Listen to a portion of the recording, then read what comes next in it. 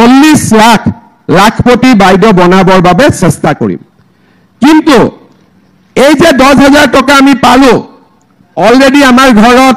3টা সন্তান আছে বোলে ইয়াৰ মাজতে 4 নম্বৰ বাচ্চাটো হৈ গল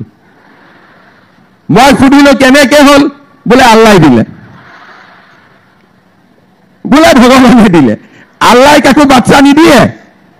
বাচ্চা হাজবেন্ড আৰু ওয়াইফৰ মিলামিছাতে হয় আল্লাহ কোনো ওপৰৰ পৰা নিদিয়ে দিয়ে নেকি সেই কাৰণে যিসকলে আল্লাহক দোষ দিব বা ভগৱানৰ কথা কব তেওঁলোকে নাপাব 3টা লৈকে ঠিক আছে নে 2টা কব লাগে মই 3টা কৈ দিছো যি নহওক কিন্তু 3টাৰ ওপৰত যদি আকৌ আমাৰ এই বছৰটোৰ ভিতৰত আকৌ বোলে আমাৰ ঘৰত বাচ্চা হল তেতিয়া বাচ্চাক সামনে ব্যৱসায় কৰিম তেতিয়া আমি কম যে বাচ্চা যেহেতু জন্ম হৈছে বাচ্চাটোক ভালকৈ চোৱা চিতা কৰক এতিয়া ব্যৱসায় কৰাৰ দৰকাৰ নাই হয় না নহয় বাচ্চাটো জন্ম দিলেতো ঘৰত ভাল কৰি চাব লাগিব নহয় আৰু 1 বছৰততো বাচ্চাক গাখীৰ খুৱাব লাগিব যত্ন ল'ব লাগিব সেই কাৰণে এই বছৰটোৰ মাজত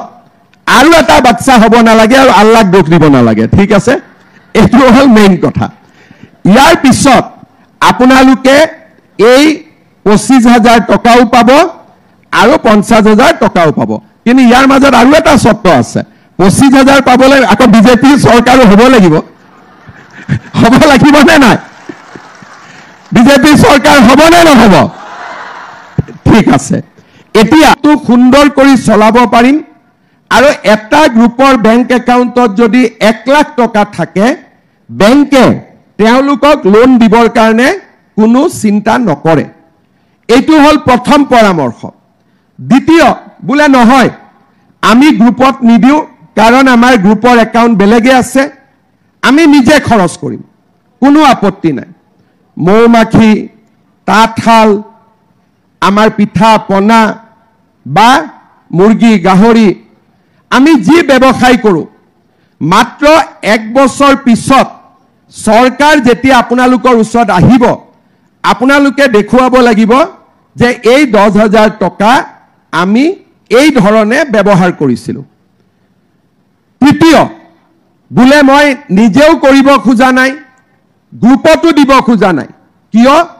যে মোৰ ঘৰত বা হাজবেণ্ডৰ ইতিমধ্যে এটা ব্যৱসায় আছে কাৰোবাৰ দোকান আছে কাৰোবাৰ ট্ৰেক্টৰ আছে কোনোবাই সৰু খুৰা ব্যৱসায় কৰিছে হাজবেণ্ডৰ ব্যৱসায়তো যদি এই 10,000 টকা দিয়ে আমাৰ কোনো আপত্তি নাই তাৰ মানে 3টা ৰাস্তা ঘৰৰ ব্যৱসায় দিয়ক বা নিজে ব্যৱসায় কৰক নহলে গ্ৰুপত দিয়ক এই 3টা কামৰ যিটো কামে আপোনালোকে কৰে আমি আপোনালোকক অহাবাৰ 25,000 টকাকৈ আমি আপোনালোকক দিম আৰু তেনেকৈ লাহে লাহে 8 লাখ লাখপতি বাইদেউৰ পৰা আমি 40 লাখ লাখপতি বাইদেউ বনাবৰ বাবে চেষ্টা কৰিম কিন্তু এই যে 10,000 টকা আমি পালো অলৰেডি আমাৰ ঘৰত 3টা সন্তান আছে বোলে ইয়াৰ মাজতে 4 নম্বৰ বাচ্চাটো হৈ গল মই খুদিলো কেনেকে হল বোলে আল্লাহ দিলে বোলে ভগৱানে দিলে আল্লাহ কাকো বাচ্চা নিদিয়ে বাচ্চা হাজবেন্ড আৰু ওয়াইফৰ মিলামিছাতে হয় আল্লাহ কোনো ওপৰৰ পৰা নিদিয়ে দিয়ে নেকি সেই কাৰণে যিসকলে আল্লাহক দোষ দিব বা ভগৱানৰ কথা কব তেওঁলোকে নাপাব 3টা লৈকে ঠিক আছে নে 2টা কব লাগে মই 3টা কৈ দিছো যি নহওক কিন্তু 3টাৰ ওপৰত যদি আকৌ আমাৰ এই বছৰটোৰ ভিতৰত আকৌ বোলে আমাৰ ঘৰত বাচ্চা হল তেতিয়া বাচ্চাক সামনে ব্যৱসায় কৰিম তেতিয়া আমি কম যে বাচ্চাৰ যেহেতু জন্ম হৈছে বাচ্চাটোক ভালকৈ চোৱা চিতা কৰক এতিয়া ব্যৱসায় কৰাৰ দৰকাৰ নাই হয় না নহয় বাচ্চাটো জন্ম দিলেতো ঘৰত ভাল কৰি চাব লাগিব নহয় আৰু 1 বছৰতো বাচ্চাক গাখীৰ খুৱাব লাগিব যত্ন ল'ব লাগিব সেই কাৰণে এই বছৰটোৰ মাজত আৰু এটা বাচ্চা হ'ব নালাগে আৰু আল্লাহক দোষ দিব নালাগে ঠিক আছে এইটো হল মেইন কথা ইয়াৰ পিছত আপোনালোকে এই 25,000 টকাও পাব আৰু 50,000 টকাও পাব কিন্তু ইয়াৰ মাজত আৰু এটা চৰ্ত আছে 25,000 পাবলৈ আকৌ বিজেপিৰ চৰকাৰো হ'ব লাগিব নে নাই বিজেপিৰ চৰকাৰ হ'ব নে নহ'ব ঠিক আছে এতিয়া মই আৰু কেইটামান কথা কৈছো এই মহিলা উদ্যমিতা আঁচনিৰ লগে লগে আমাৰ যত্ন যে আমাৰ অসমৰ দৰিদ্ৰ আৰু মধ্যবিত্ত পৰিয়ালবিলাক অকণমান যাতে তেওঁলোকে শান্তিত আৰু অকণমান যাতে কষ্ট নোপোৱাকৈ থাকিব পাৰে অহা 17 ছেপ্টেম্বৰ প্ৰধানমন্ত্ৰী নৰেন্দ্ৰ মোদী ডাঙৰীয়াৰ উপজা দিন এই 17 ছেপ্টেম্বৰ তাৰিখে আমি অৰুণোদয় আঁচনিৰ তৃতীয় সংস্কৰণ আমি পুঁজি বেংকলৈকে প্ৰেৰণ কৰিম ইয়াৰ লগত অৰুণোদয় লগত এইবাৰ আপোনালোকৰ ঘৰত আমি এখন ফৰ্ম দিছো গেছৰ ফৰ্ম পাইছে নে নাই আপোনালোকে যোনে পোৱা নাই তেওঁলোকে সুধি ল'ব আৰু 17 তাৰিখৰ আগতে আপোনালোকে ফৰ্মো পাব কোনে পাব যাৰ পৰিয়ালত অৰুণোদয় আছে তেওঁলোকে এটা গ্যাস যদি মাহত কিনে বা 40 দিনত কিনে 45 দিনত কিনে গ্যাসটো কিনাৰ লগে লগে তেওঁলোকৰ একাউণ্টত আৰু 250 টকা জমা হৈ যাব 1250 অৰুণোদয় হল লগত আৰু 250 টকা গ্যাস কিনাৰ নামত হল তাৰ মানে যোনে গ্যাস 550 টকাত কিনে হি এতিয়া গ্যাস 300 টকাত পাব যোনে 950 টকাত কিনে তেওঁলোকে আমি হিসাব কৰিলে 700 টকাত পাব ইয়াৰ লগতে